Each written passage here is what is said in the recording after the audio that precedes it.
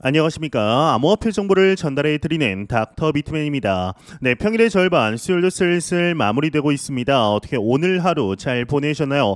지난주까지 이어졌던 크립토 마켓의 전반적인 하락세가 소강 상태가 되며 다시금 회복세를 이어가려는 모습을 보여주고 있습니다.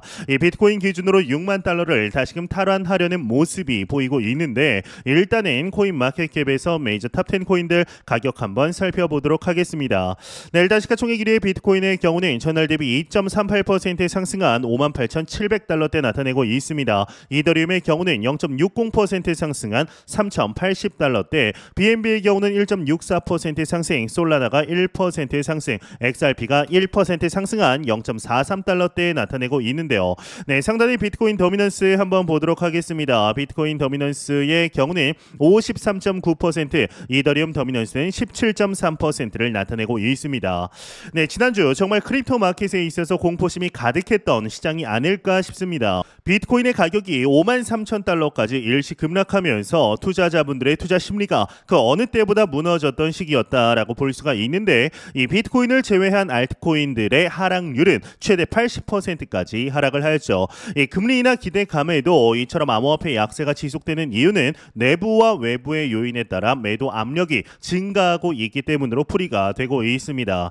일단 비트코인 네트워크의 내부적으로 반감기 이후 채굴 단가가 상승을 하면서 이 중소형 채굴자들의 수익률이 이제 수익성이 악화됨에 따라 채굴자들의 매도 압력이 증가를 한 것이죠. 여기에 더해서 미국과 독일 정부가 압류했던 비트코인을 이제 시장에서 처분하거나 마운트 곡스가 이번 달부터 상환을 시작할 예정이다라는 소식 등 매도 압력이 거센, 이제 외적으로도 거센 상황인데요.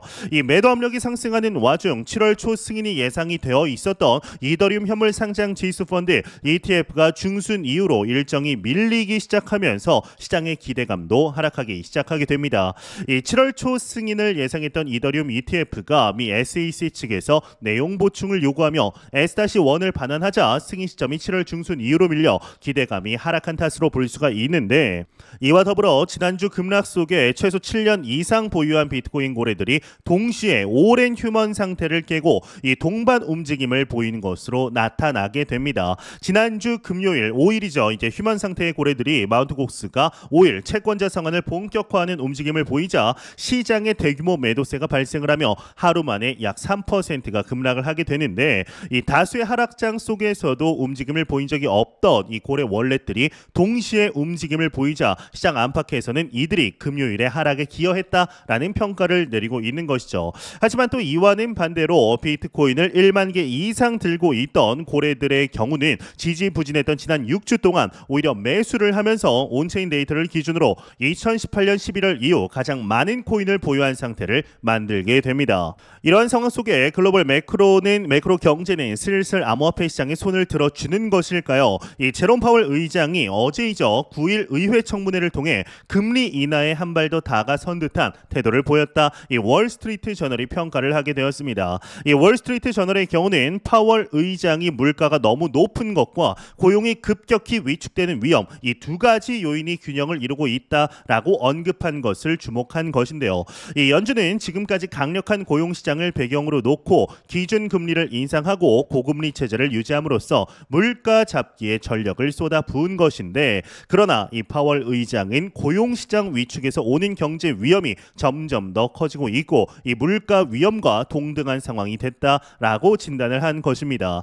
이 파월의 이러한 태도 변화가 연준의 통화 정책의 변화를 예고하고 있는 것으로 풀이가 되는 것인데, 특히나 이 너무 제롬 파월의 경우는 이제 인플레이션 지표가 개선이 되고 있으며 지표가 더 좋아질 경우 긴축 정책을 전환할 것이다 라고 재차 강조하게 됩니다. 특히 노동시장이 상당히 완화됐음을 봤다라면서 이제 높은 금리 정책의 위험과 고용시장 둔화 조치의 위험 사이 균형점을 고려하고 있다라고 전하게 되었는데요.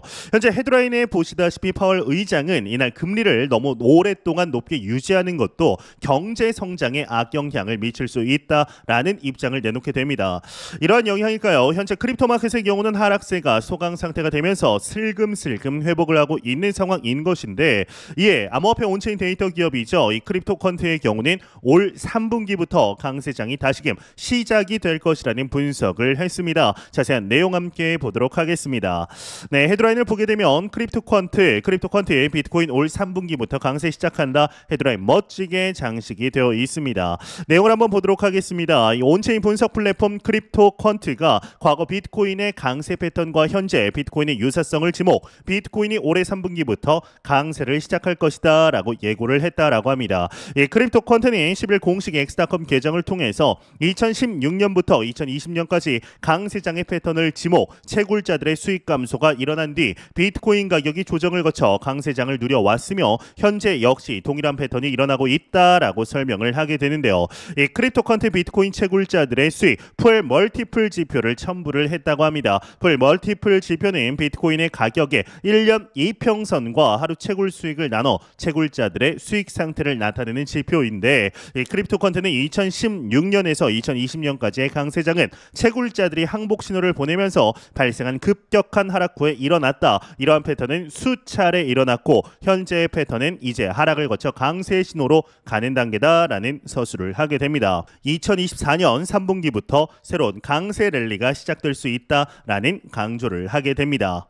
정말 영상 초반에서도 말씀드렸지만 지난주 금요일 피해 금요일이라고 불리울 만큼 투자자들에게 엄청난 공포를 안겨주게 되었습니다. 비트코인 기준 53,500달러까지 하락을 하면서 이러다가 이거 5만 달러 무너지는 것이 아닐까 싶었지만 오히려 이러한 상황 속에서 비트코인의 신규 주소수는 폭발적으로 증가를 할 뿐만 아니라 이제 현물 ETF로의 자금 유입 또한 이틀째 2억 달러 이상 유입이 되게 되었습니다. 이 블랙록의 IBIT로 가장 많은 자금이 유입이 되었고 그 다음 피델리티가 뒤를 잇고 있는데, 오히려 하락세가 진행이 되는 동안 이 저점 매수의 기회로 잡은 투자자들이 많다라는 것을 보여주는 반증인 것이죠.